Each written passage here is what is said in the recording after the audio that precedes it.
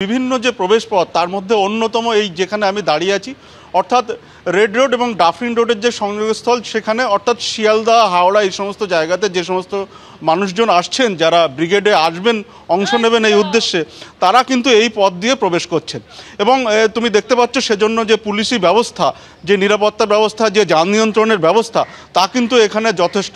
আমি কথা বলবো, আপনি কোত্থেকে এসছেন? মেদিনীপুর সবং থেকে। হ্যাঁ, কিভাবে এলেন, কখন বেরিয়েছিলেন? আমরা রাত্রি 8টা থেকে আসছি, এখানে ভোরে নেমেছি আমরা। আমার বাড়ি সবং, পশ্চিম মেদিনীপুর থেকে এসছি। কালকে রাত্রি 8টা বাড়ি থেকে বেরিয়েছি, আজকে ভোরে পৌঁছেছি 4টা 30 মিনিটে, গিয়ে গঙ্গার ঘাটে স্নান করতে গেছিলাম। একেবারে এখানে কিন্তু অনেকেই রাত থেকে রওনা দিয়েছেন এখানে আসার জন্য এবং যারা আগেই পৌঁছে গেছেন তারা কিন্তু এই মাঠে, এখানে আমি যেখানে দাঁড়িয়ে আছি এর আশপাশে কিন্তু তারা মাঠে এই শীতের মধ্যে রাতভর এখানে থেকেছিলেন, যারা সকাল হতে সভা মঞ্চের দিকে গিয়েছেন।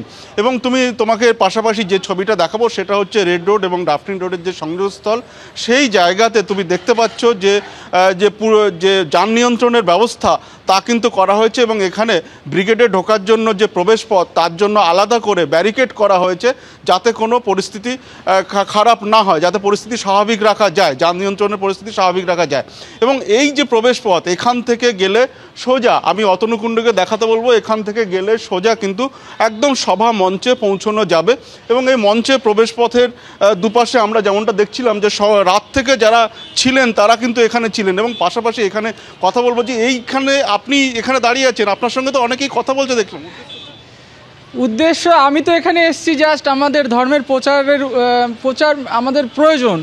আজকে যে পরিস্থিতি পশ্চিমবঙ্গের বুকে, সেই পরিস্থিতি থেকে আমরা মুক্ত হতে চাই। আমাদের হিন্দু ধর্মের সুরক্ষা বৃদ্ধি পাক, আমরা যেন সৎভাবে এইভাবে বেঁচে থাকতে পারি, সেই লক্ষ্যেই আমি এখানে এসেছি। এখানে অনেকেই এসছেন যারা পথের দুপাশে রয়েছেন, কেউ বা এখানে দেখতে পাচ্ছ যে মাথায় বাঁধার জন্য যে ফেটটি তা বিলি করছেন, বা বলা যেতে পারে কেউ যদি কোনো দক্ষিণা দেয় সেটাও নিচ্ছেন, আবার কেউ না দিলেও এমনিতেই দেওয়া হচ্ছে। এর পাশাপাশি কেউ গীতা হাতে দাঁড়িয়ে আছেন, ইসকনের পক্ষ থেকে বিভিন্ন প্রতিনিধিদের রাখা হয়েছে বিভিন্ন প্রবেশপথে যারা গীতা হাতে দাঁড়িয়ে রয়েছেন, যারা আসছেন তাদেরকে গীতা দেওয়া হচ্ছে।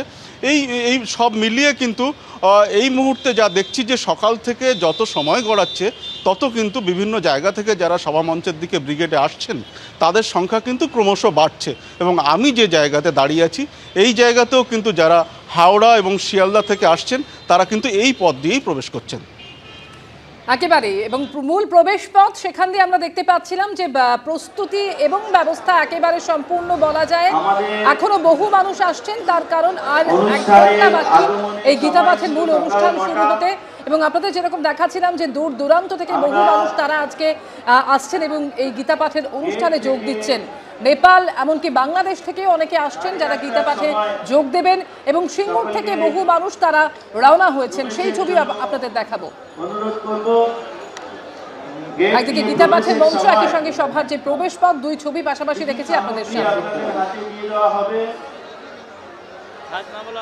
5 লক্ষ কণ্ঠে গীতা পাঠ যা শুরু হতে চলেছে সকাল 9টা থেকে, যার আয়োজক হচ্ছে সনাতন সংস্কৃতি সংসদ। এবং এই অনুষ্ঠানে আজকে যোগ দেওয়ার কথা রয়েছে রাজ্যপালেরও। বহু বিশিষ্ট মানুষকে আজকে এই অনুষ্ঠানে যোগ দেওয়ার জন্য আমন্ত্রণ জানানো হয়েছে। প্রথমে বেদপাঠ হবে এবং তারপরে শুরু হবে গীতা পাঠের এই মূল অনুষ্ঠান। মূল মঞ্চকে তিনটি ভাগে ভাগ করা হয়েছে। পার্থসারথী মঞ্চ, ডান দিকে শঙ্করাচার্য মঞ্চ এবং বাঁদিকে চৈতন্য মহাপ্রভু মঞ্চ।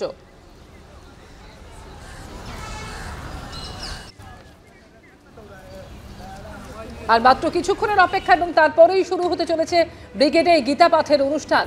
আজ সকাল 9টা থেকে দুপুর 2টো পর্যন্ত চলবে গীতা পাঠের অনুষ্ঠান, যেখানে যোগ দেওয়ার কথা রয়েছে রাজ্যপালেরও। আমন্ত্রণ জানানো হয়েছে মুখ্যমন্ত্রীকে এবং বিরোধী দলনেতাকেও। এবিপি আনন্দ, এগিয়ে থাকে, এগিয়ে রাখে।